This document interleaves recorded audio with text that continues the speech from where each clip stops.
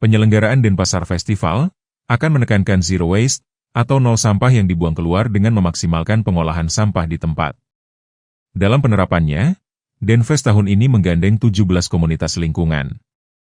Wakil Wali Kota Denpasar, IKadek Agus Arya Wibawa mengatakan, kondisi saat ini tengah memberi tantangan di tengah bencana baik di Denpasar ataupun luar Bali. Namun di sisi lain, ruang seni, budaya, dan ekonomi tentu menjadi harapan bagi pegiatnya, sehingga event harus tetap dijalankan. Untuk itulah, Pemad Denpasar menekankan agar pelaksanaan Denfest mengalami peningkatan dari segi kualitas dan kuantitas, salah satunya dengan pengelolaan sampah. Akan ada 200 relawan dari 17 komunitas lingkungan yang terlibat, termasuk dari pelajar SMP, SMA SMK, serta mahasiswa yang akan dilibatkan secara aktif. Widi Astuti, Bisnis Bali.